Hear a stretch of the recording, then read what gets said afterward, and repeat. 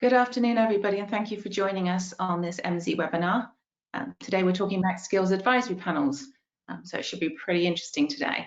We have with us Anthony Horn, who is the Sales Director for MZ's Further Education section, and William Cookson, who is the Director for Economic Development with MZ. So if you have any questions throughout the webinar, it'd be very helpful if you could put them in the questions box on your control panel, and we'll get back to those hopefully at the end of the webinar. So without any further ado, I'll hand over to you, Anthony. Good afternoon. Good afternoon, Debbie. Thank you very much. Good afternoon, Will. Good afternoon, all. It's good to be here to be talking about skills advisory panels, what they are, what they're doing, and what that all means for the further education sector.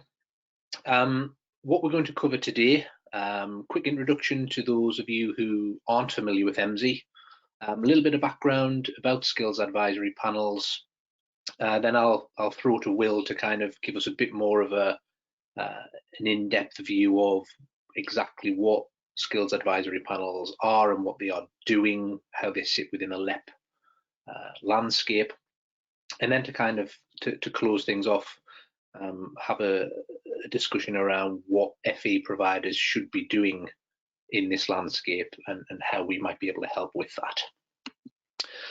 So just to kick things off, a very quick introduction to us here at MZ.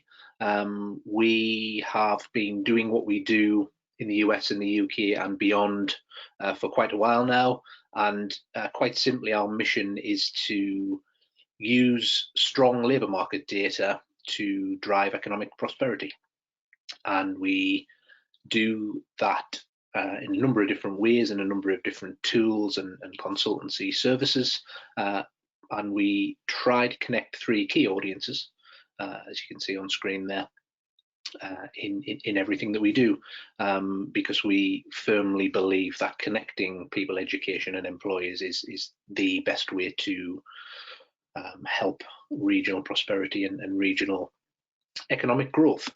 How we do that is by using a combination of data, both structured data, which is typically from government sources, and then also a range of big data, so that's things like job postings. And by combining those data sources, we get a really good view of what's going on in the labour market, both at a local, regional and national level. Now, structured data and big data have both strengths and weaknesses, which I want to briefly talk about right now in introduction because it becomes more relevant later on. But structured data, so kind of big kind of government data sets, are strong in the sense that they capture everything in the workforce, the entire labour market, and they're consistent and they are very kind of well structured, but they are kind of very big and slow moving. Things like job titles aren't necessarily fantastically well reflected in their makeup. Then big data again has its own strengths, so it's a bit more up to date. Things like job titles are a lot more timely and relevant, and it's more frequently updated in the sense that job postings will effectively change every day. But of course, then there are limitations with big data sets. It's very messy and sometimes noisy. It doesn't necessarily reflect the whole workforce and the whole labour market.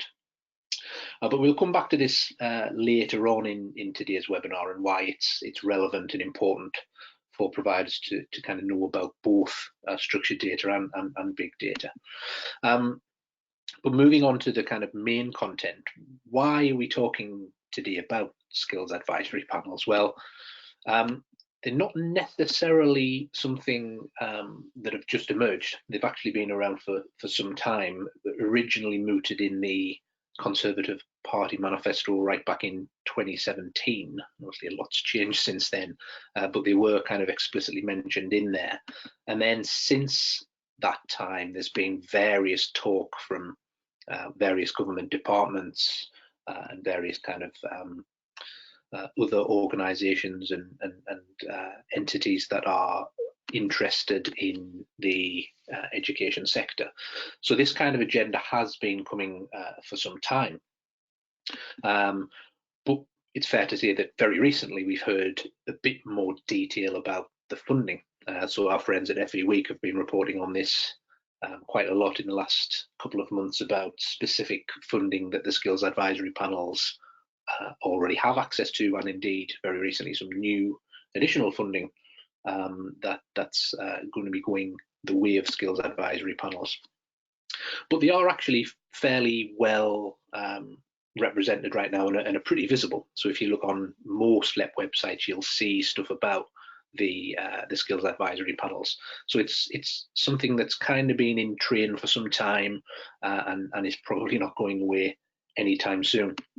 And with that in mind, I'll kind of throw to you, Will, if you don't mind, kind of to tell us a little bit more about skills advisory panels and in the work that you lead for MZ UK, kind of what you've discovered and what they're doing and how we're working with them. Sure, thanks.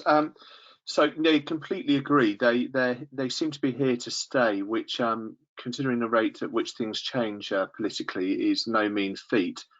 As do LEPs. And when I'm talking about LEPs here, I'm also talking about mayoral combined authorities and also the GLA in London as well. So what we're essentially, I just wanted to reduce the number of acronyms really.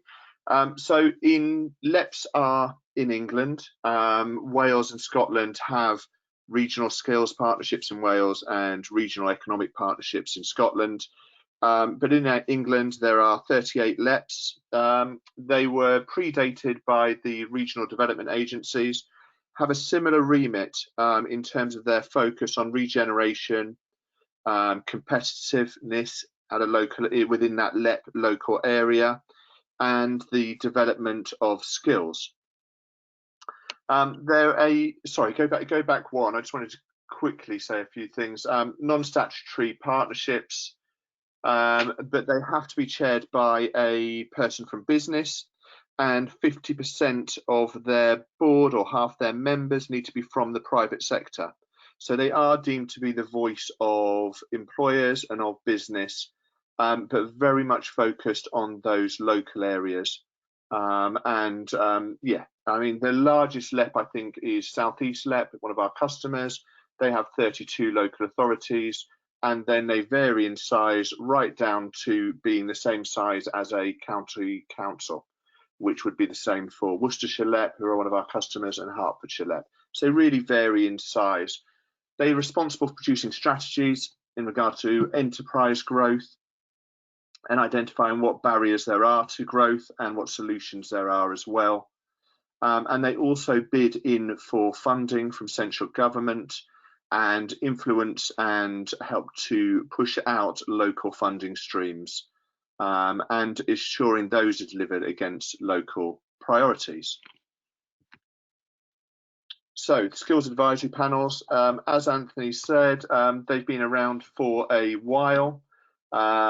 They really started to gain momentum in 2018, really around the task that the local authorities had to localise the government's industrial strategy.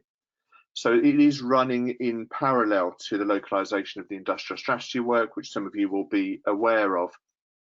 DFE have led on the policy initiative. They've put out guidance. There's a data toolkit, which was one of the early pieces of guidance that went out. And as Anthony mentioned earlier, there's also been some funding behind this. This is funding primarily for LEPs and equivalent organisations to build up the capacity to be able to do the type of analysis that's needed to really drive forward the work of skills advisory panels. And we'll talk a bit more about that on the next slide. So the role, essentially the role is to help the LEP or the equivalent organisation fulfil their requirement to really understand current and future skills needs and related challenges. So that's the key remit. They would also have to develop local partnerships, bringing in public and private sector employers, local authorities, colleges and universities as part of the panel. Now, some LEPs already had a skills board, and that's transitioned into a skills advisory panel. For some of them, it's been newly created, but generally, in my experience, having attended a few, there is a mixture of all of those organisations present at the panel itself. Why has this come to LEPs? I think, like I said, it links to the work they're doing on the local industrial strategy. If you're responsible and looking at economic growth, skills is a big part of that. But also they're responsible for some big decisions on large amounts of public money. So understanding current future skills needs helps them to do that more effectively. So what are they doing in regards to labour market information?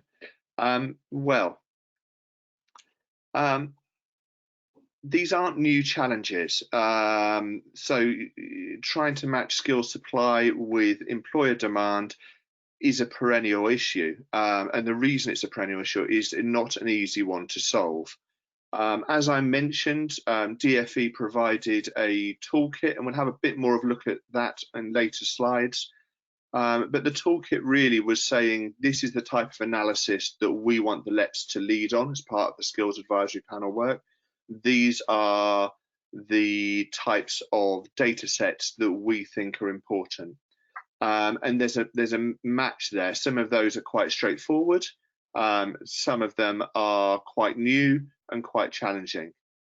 But essentially, yeah, as you can see on the slide, their responsibility is for assessing skill supply and demand, providing a common evidence base. So for all of those organisations that you have within the panel that are representing local stakeholders, it's important that they have a common evidence base in which to inform and progress skills priorities at that local level. And then they have that responsibility for delivering through priorities. So really about starting to influence a more efficient allocation of resources through identifying gaps and mismatch and trying to source skills that will meet the needs of local employers in order to drive forward growth. So as I mentioned earlier and Anthony mentioned, we're working with just over a third of LEPs, primarily around their skills advisory panel work. They are using MZ data for a number of reasons, but really, I mean, if I was to give three key areas, they use our granular labour market information and analysis in regards to local skills requirements. And they do that through using some of the big data that Anthony mentioned earlier on through our job posting analytics, really to understand that big picture recruitment activity. Secondly, they'll draw on they have access to the ESFA's data cube. So they can look in aggregate at further education outcomes. We're able to put that within our tools so that they can look at that against labour market information. So you can start to look at that against where there is growth or contraction within the local economy in terms of looking at industry data, or more specifically in regards to skills, looking at occupations data. We also will bring higher education or HESA data to that. So that gives them the ability to analyse skills supply. The job demand comes from the mixture of the structural data that we talked about earlier on, the government source of data, and the job postings. And then through doing that, they're able to use our tools to be able to look at skills supply and demand. Now, when they're looking at that, they're not looking at it in regards to individual institutions. They're looking at it in aggregate across the geography that they work to. Other pieces of work that they do, they also will use our data to do some scenario planning. So if they know that there's going to be a particular large employer moving into the area or a large development, they can use our input-output model to understand what that means in terms of new jobs, what that means in terms of the wider impact on the local economy. Okay, there's lots of information here. I'm not going to read it all out, you'll be pleased to know, but I am going to talk you through it in a high level way. Obviously the slides will be shared after the presentation, so if you want to see in more detail what we provide and what we're looking at here in terms of the element and the approach, that's really come from DFE in regards to the toolkit that they released to Skills Advisory Panels. What you can see that column around data, that's where MD data is being used to address some of those issues. Essentially what we're looking at on this slide is that they need to have an overview of the economy and demographic information to be able to understand in and around what is the area going to need, are population changes happening, and where does it sit in comparison to the national average or the regional average. Scenario planning we mentioned on the previous slide, but essentially the other thing that they will look at is try to understand, as you know or may well know, all LEPs have priority sectors, and they're able to cluster together industries to be able to understand that demand for their sectors, and also look at productivity, look at GVA by industry down to a local authority level, and also look at regional pay levels against occupations. The second part is really around analysis of skills demand. We've talked about some of this, so I won't repeat myself, but we've got the big data there in the far right column in terms of the job posting analytics to understand recruitment activity, and then really to understand skills demand. They'll look at our occupations and industry data. They might look at that by sector, and they'll also look at qualification levels as well. So what are the qualification level that is linked to the occupations which are represented within those industries. The other thing that we can do, just going back just quickly, which is of interest, and we've talked about this in other webinars, is skills analysis to understand the impact of automation and exposure to technology, and we can provide that within our tools as well.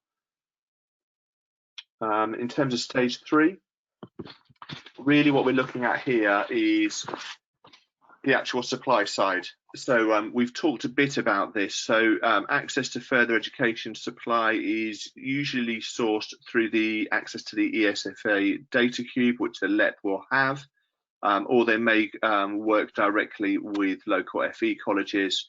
As I said, that's brought together and looked at in aggregate by the panels. Higher education supply, we provide that data, and then it's the mapping of supply and demand. So we go back to stage before, you can see that we've got an accurate view in regards to skills demand in terms of industry and occupation, and then what we're looking at is that supply side, and this final stage 4 that we've got here. That's where the reporting within our analyst tool under course vision allows them to look at annual openings by occupations. Those occupations are mapped to subject sector areas or to JACs for higher education.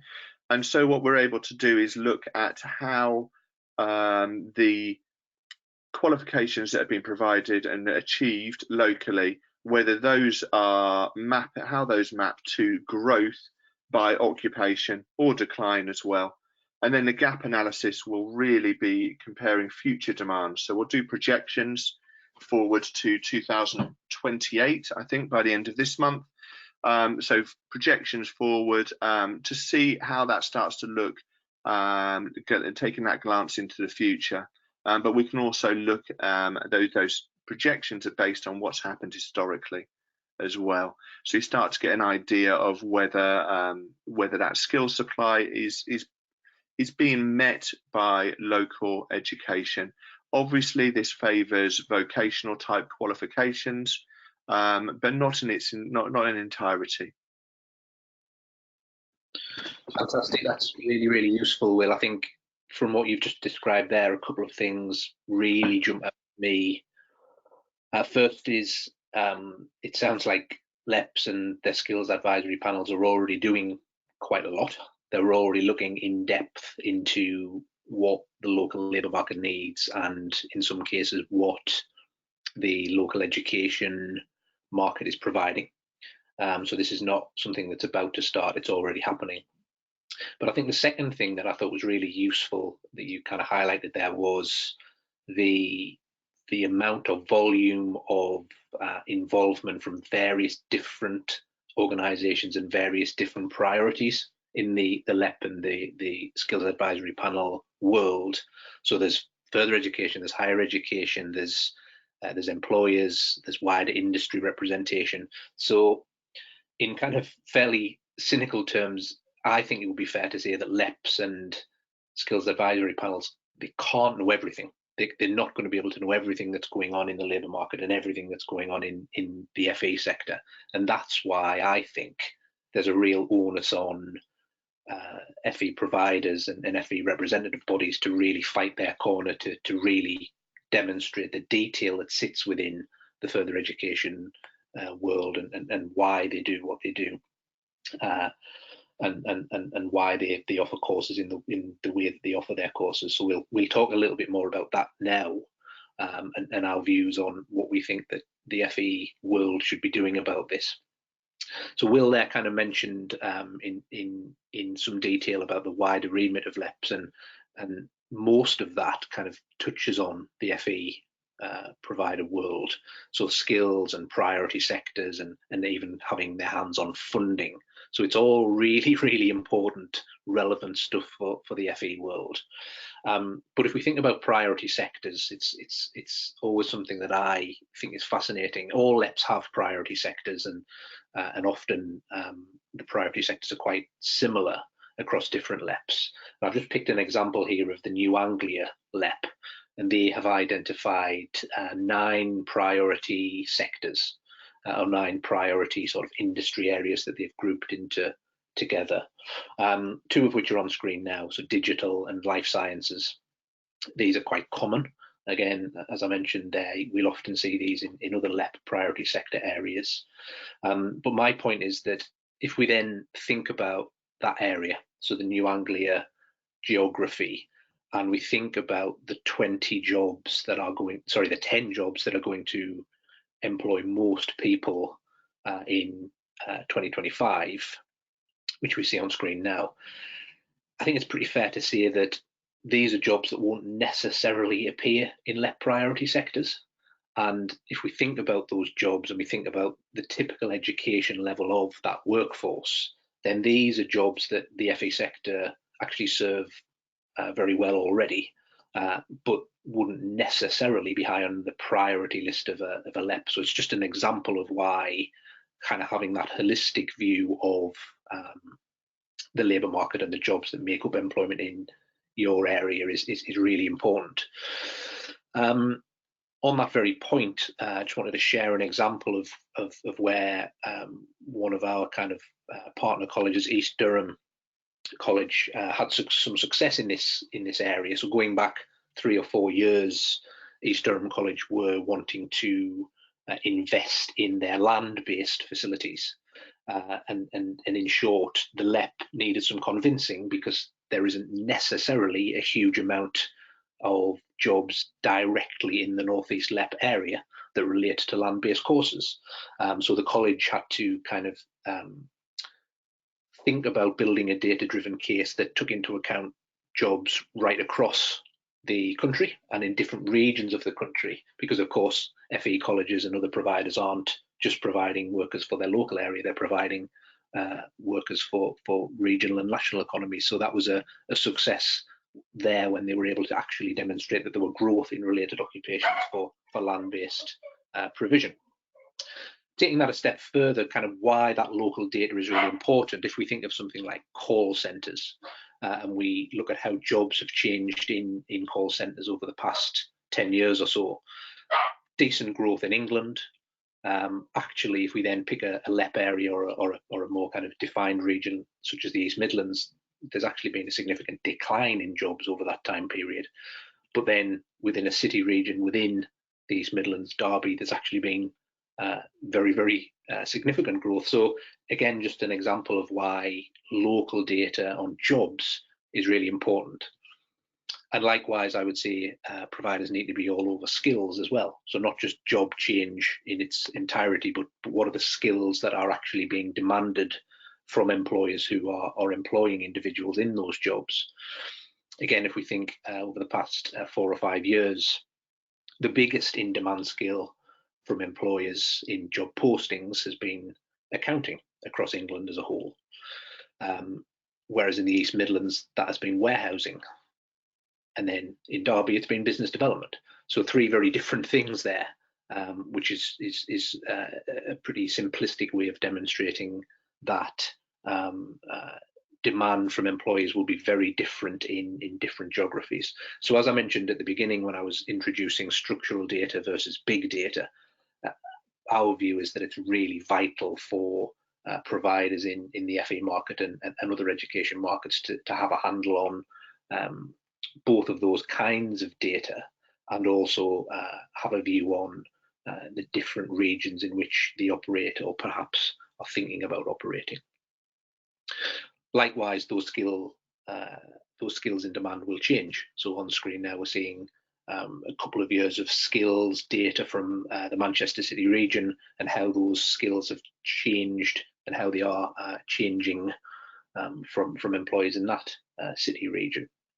So again, having that evidence base to be fighting your corner with skills advisory panels and LEPs is something that is absolutely fundamental, we think, to the success of further education in this changing landscape. So in summary then, first of all, if I kind of throw back to you, Will, what's the next step, and what's the future of skills advisory panels, do we think? I think it's clear they're here to stay, as are LEPs. They will receive a second round of funding, and they have, to produce action plans, reports, further data analysis, and really they need to start highlighting how they've supported local providers and employers to address local skills priorities. So I think this year, and we're going through 2020, will be really critical for skills advisory panels, because they're going to have to really, they've kind of, last year was forming, this year needs to be storming. They need to really produce some results. Yeah, I'd encourage any FE providers to get involved and make sure you have representatives there, or a representative there. I think the other thing that's going to happen, there'll be some things that change in terms of government. They're going to create a skills and productivity board. This will be based on a migration advisory committee, so a very tight, small board that will report into Secretary of State, but they will start to make or provide expert advice around skills and vocational qualifications, and the skills advisory panels will be feeding into the skills and productivity board. And then the big thing, I think, in terms of future gazing, is DfE are working on secondary legislation around an FE bill, which again could include a bigger role for skills advisory panels in influencing which courses will be prioritised and funded in their area. And I guess that's, going back to my first point, really why it's important that you have representation there and that you're involved. There's already the first steps of that have been made. We've seen mayoral combined authorities have oversight and say in regards to the adult education budget, but this would move things on a step further and would impact outside of those mayoral combined authority areas. Absolutely. Well, I think firmly agree with what you're saying there, in the sense that I think the challenge for FE providers is to, of course, ensure that you have representation on the board, but also I would suggest at an organisational level, really kind of get to grips with what your local labour market is doing right now and what it's going to be looking like in the future, and how you kind of meeting those needs. So just kind of 5 things on screen there. Do you already have a connection with your local skills advisory panel? Who is that person and what are they doing to kind of demonstrate why you do what you do? Are you personally directly involved in that work? How could you influence it more, perhaps, particularly if bills are being introduced to give even more powers to skills advisory panels? And we'll wait and see on that one. To help with that, do you have access to some of the data that we've talked about on today's webinar? If not, let's have a chat about that. With the data as a supporting tool, do you feel confident in demonstrating the relevance and intent of your curriculum offer, why you do what you do, and why it's pitched in the way that it's pitched? And then could you proactively fight your corner or proactively influence the debate and demonstrate that in conversations with your local skills advisory panel? We would certainly suggest that that's something that you absolutely need to be doing. And on that note, please do reach out to us to talk in more detail about anything we've discussed on today's webinar, or if you have any ideas or questions about how you might want to get more involved in this agenda, and how you might use our data and other labour market data to help you do that. So Debbie, do we have any questions? No, we have no questions. You obviously did a good job. Thank you very much, guys. Excellent. Thanks again to everyone who has taken part and joined today's webinar. Final thing that I want to mention is this issue and this agenda is something that actually feeds into our upcoming UK National Conference, which is taking place on the 13th and 14th of May in Birmingham. We'd love to see you all there. Check our website out for more details on that. Really great panel of speakers and breakout sessions planned, and I'm sure this agenda will be covered in some depth at that session. So again, thanks for joining today's webinar, and we all look forward to speaking to you soon.